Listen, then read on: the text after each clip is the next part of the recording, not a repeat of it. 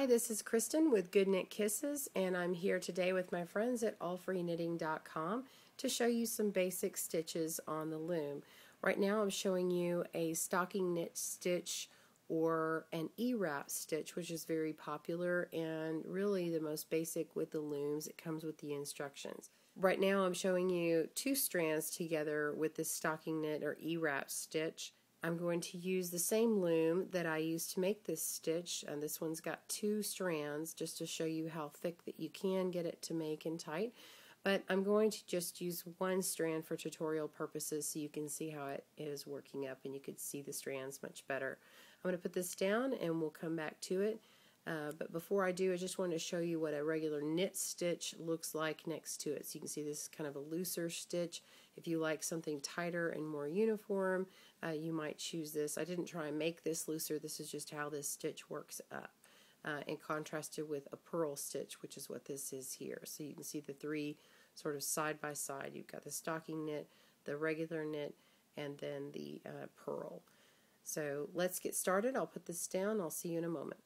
Okay, I'm going to just use the single strand as I said, but you can also use this nice little bulky number 5 if you just want to use one strand, which is really bulky and good for the wide gauge of a loom. Let's get started by making a slip knot. I'm just going to take this back area over the front and put it over my finger again and making a slip knot. And I'm just going to put this on the loom. We're going to go about 5 or 6 pegs. Put the this tail inside the loom. All your work is going to go inside your loom. And the front side, the part that falls facing you, is going to be the front of your work. So whatever you see when your stitches start coming out, that's what your work is going to look like, the stitch that we're making. You can cast on in any way on the E-wrap stitch. It's best to just do everything E-wrapped, and you can combine this with other stitches.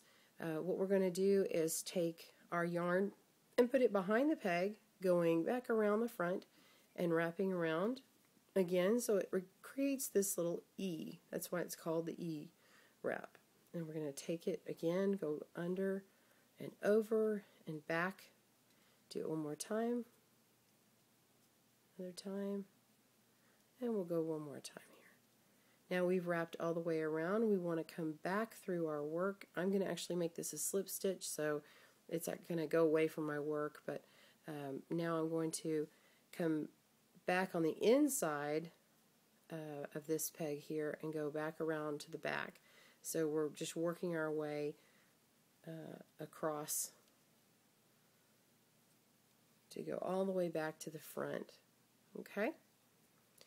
And then once we have those there, we're just going to kind of hold this for a moment, grab our knitting tool, and instead of going to the first one, we're to knit over. Knitting over is just the process of taking the lower strand over the top strand. We're going to go to this one here where the last working strand was wrapped, and we're going to flip this over here. And what that does is it's just going to lock our work up, and then that way you don't have to worry about it unraveling and popping, or else you're going to have to anchor it down somehow. And this is just a lot easier. So I'm just taking these loops on the bottom and pulling them over the top. This is called knitting over. It's how you do several strands at once. So now I have done all of my knitting on here. That row is done. We can mark that off, and now we're going to just go to the next one, wrap that. This is row 2.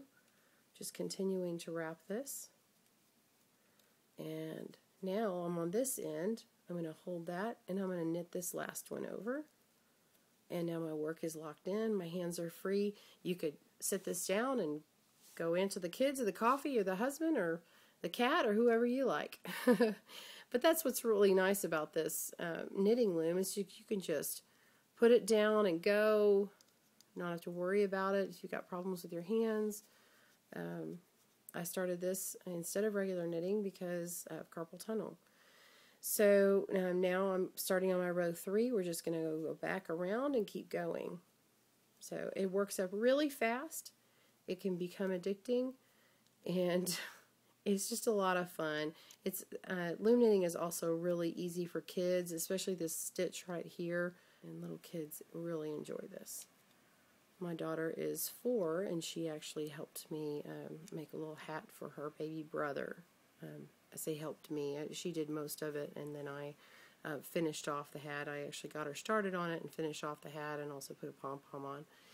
So this right here is kind of showing, this is the back here, but showing you what a few of these rows are starting to look like. So as you can see, if you're used to regular knitting, this is going pretty fast, and you just keep going back and forth as long as you need. You can use the whole loom, or you can use a portion of the loom. You could actually go around in a circle if you wish and make it a tube. You could actually start here, go all the way around using this peg down here, come back and leave it open, and then make a panel that's twice as wide as this loom. So there's lots of things you can do. Thank you for tuning in to Good Knit Kisses. Happy looming!